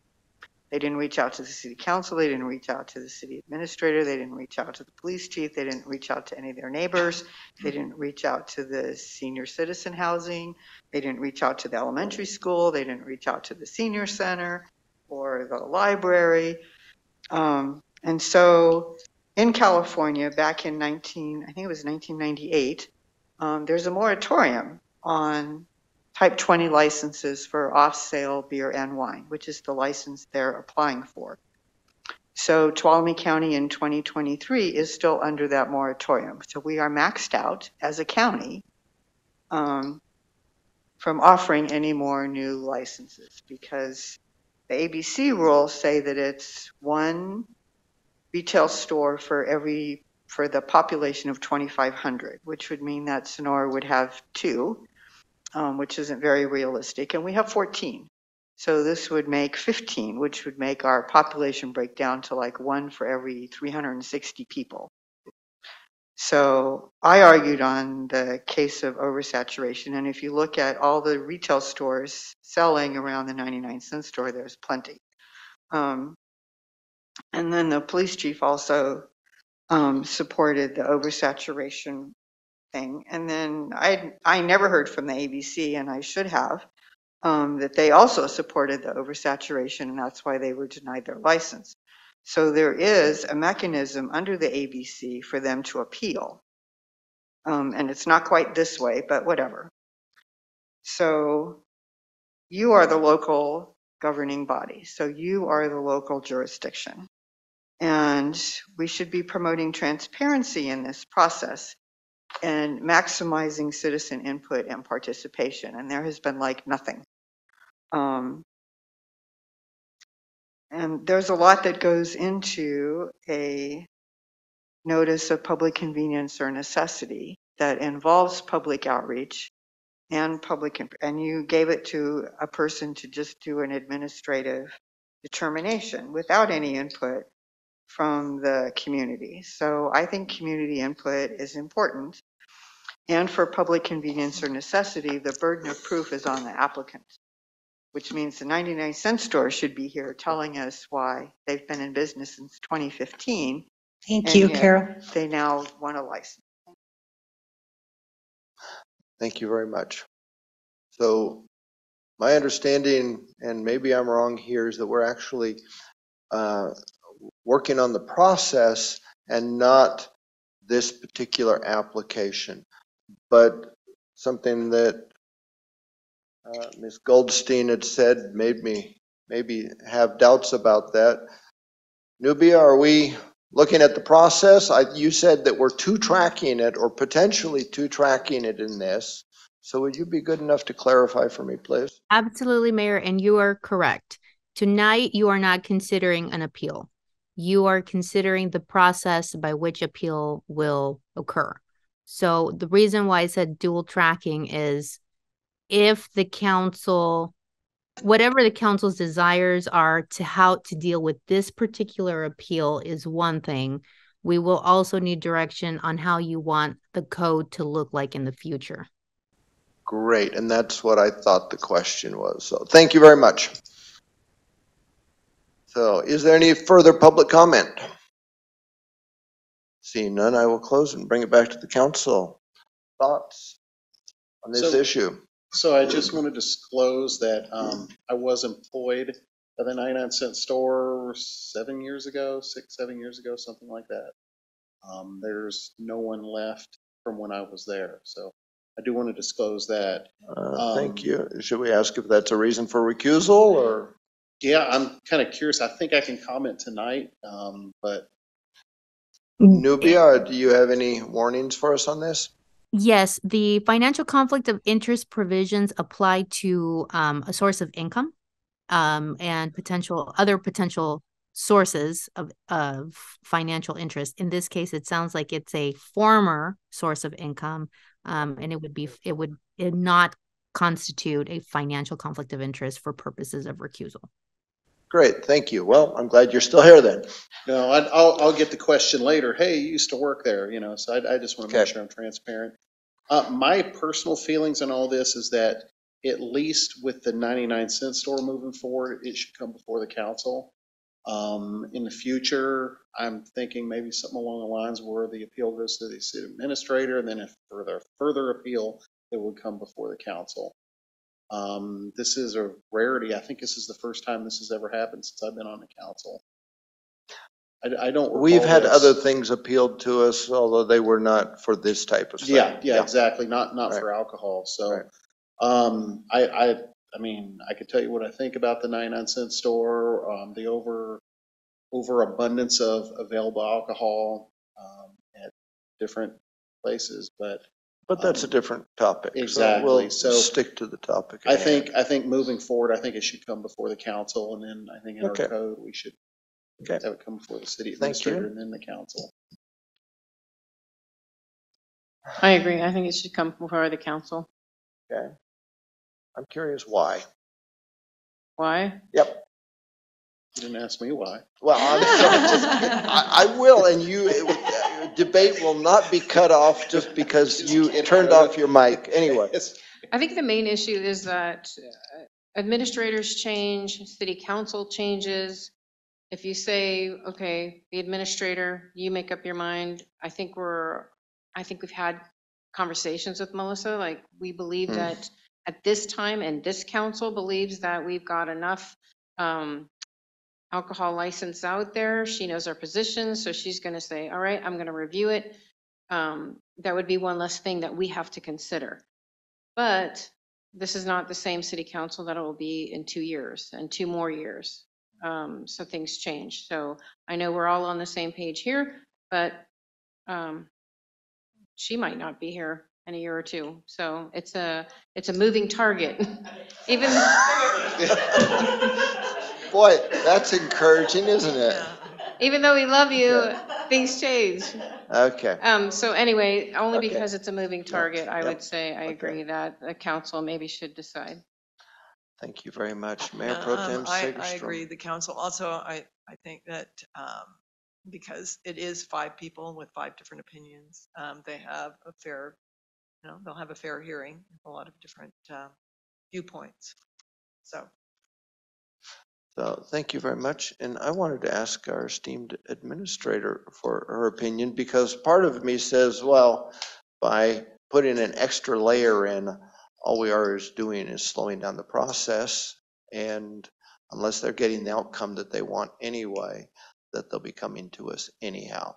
But I'm interested in your opinion because you're closer to it. Either way, I'm happy to make a difficult decision, but also I think in the interest of the public comment received, the call for increased transparency around this type of decision making was asked for. So I believe your discussion centers around really increased transparency around the decision making. And it's an impact not only on public safety and the community health and well-being, but there's potentially also an economic impact, which gets to the heart of Councilwoman Cruz's conversation, which is, where are our priorities as policymakers and elected officials when it comes to the trade-offs of those values? So that is definitely a question that the 5 of you could answer. Well, but and this is why it encouraged your input as well, though, because you would be the first in line for dealing with that otherwise. Do we need a motion to formalize that, or is this just direction given to staff where? Mayor, because of the 2-part nature of it, I'd prefer a motion with a vote. Great. So. How do you want us to word that? Well, it could be as simple as a motion to direct staff to prepare an appeal for the 99-cent store to be brought to council, and further direction to staff to prepare an ordinance to memorialize the appeal process in which the city administrator is the first step of the appeals No, appeal process. we were skipping the administrator step and bringing it straight to council. Okay, then let's start from the beginning. It is a motion to, well, why don't we do two separate motions so that we can keep it clean? Okay. That might actually help.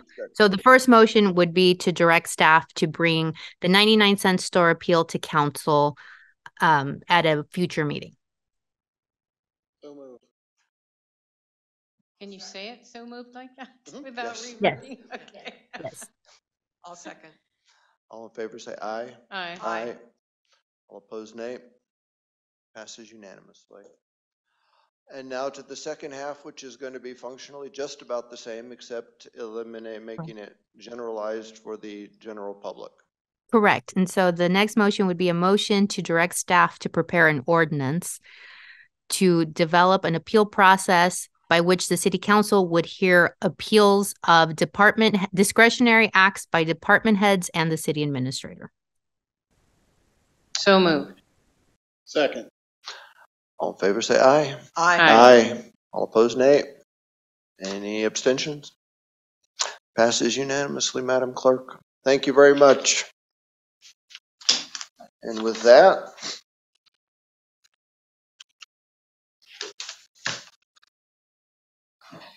we move on to council member reports. Let us start with Mayor Pro Tem Segerstrom. You always have the most I'll make this interesting. as speedy as possible.